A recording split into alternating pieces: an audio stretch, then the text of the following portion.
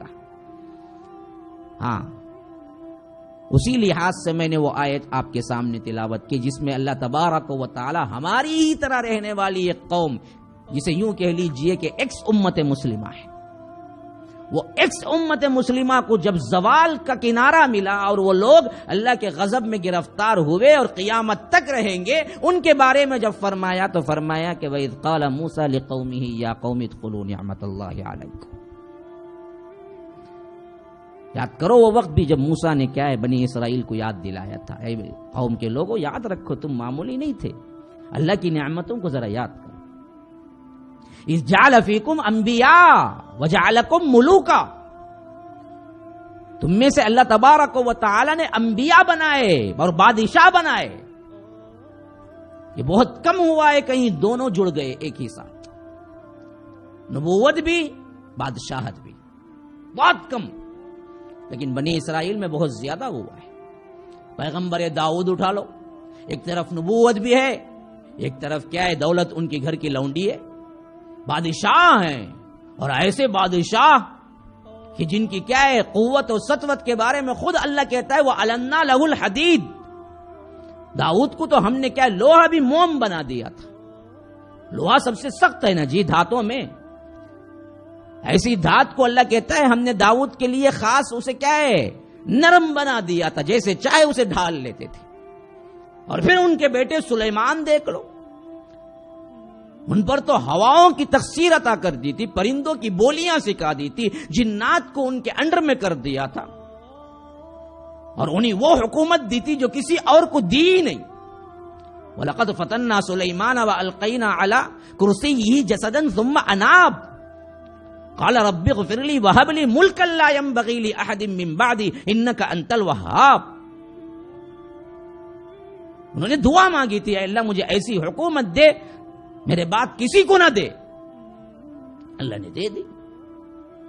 نبوت بھی تھی، سلطنت بھی تھی، حتیٰ کہ سلطنت کا ذرا طاقت کا اندازہ لگا لو.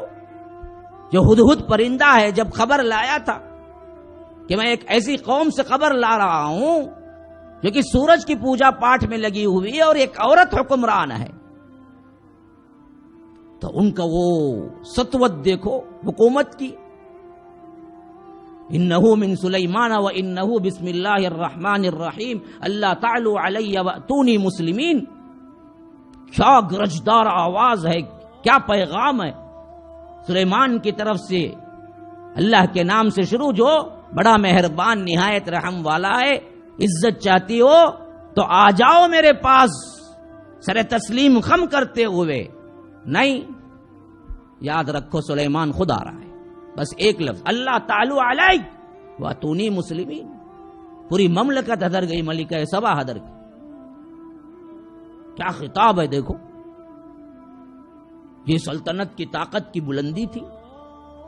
ہاں تو اللہ تبارک و تعالی نے یہ نعمتیں یاد دلائی ہیں، کہا کہ دیکھو اللہ نے تمہیں کیا ہے انعام و اکرام سے بھی نوازا، نبوت سے بھی نوازا، سلطنت سے بھی نوازا. وجعلکم ملوکا وآتاکم ما لم یؤت احدا من العالمین. اتنا کچھ عطا کیا جتنا کسی اور کو نہیں عطا کیا.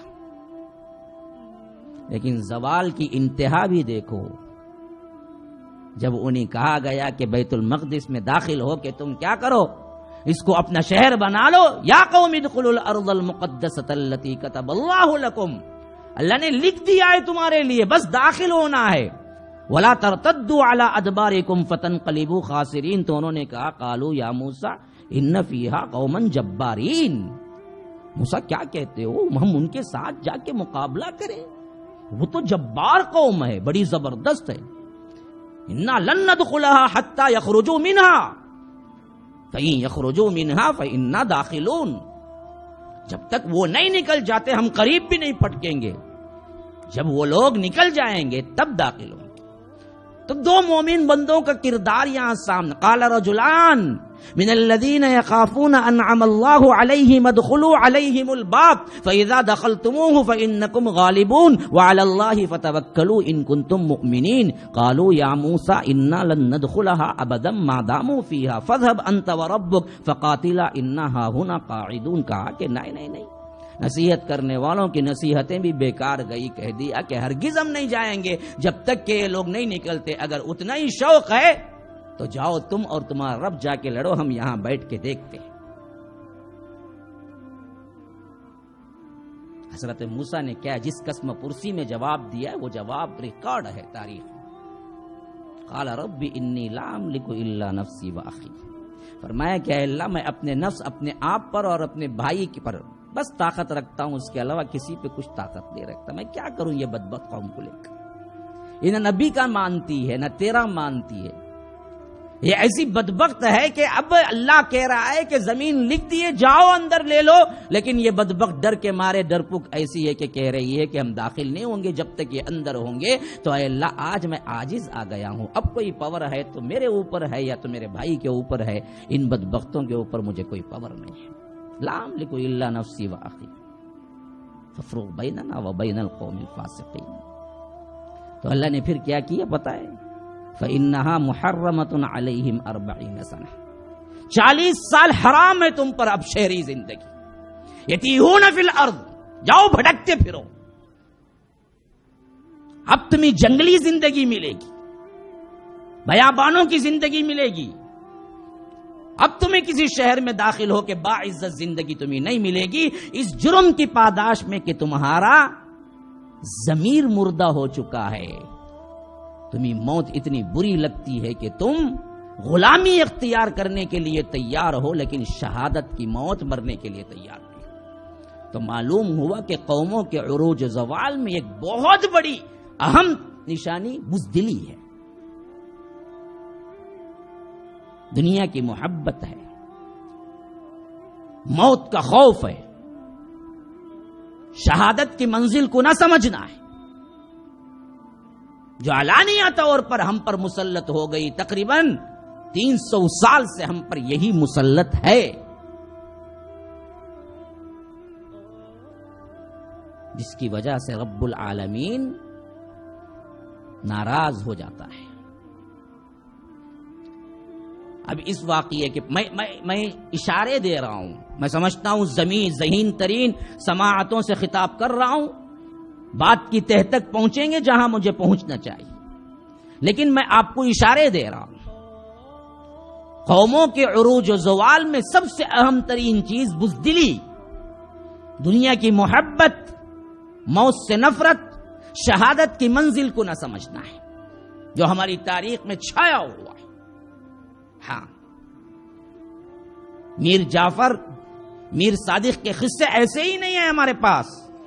یہ سب وہی بزدل ترین افراد تھے جنہوں نے ٹیپو سلطان کو کیا ہے گرایا تھا، اس سلطنت کو گرایا تھا جو سلطنت خدا داد کہلاتی تھی تاریخ کے اندر. ہم اپنے تاریخ سے واقف نہیں ہیں.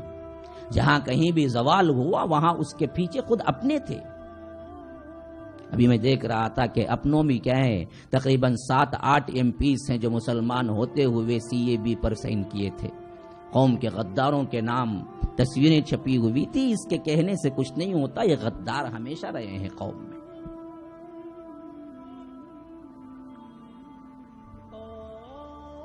تاریخ بھری پڑی ہے. ہم کو سوچنا یہ ہے کہ اصل معاملہ کیا ہے، کیسے ان غداروں کو پاک کریں گے.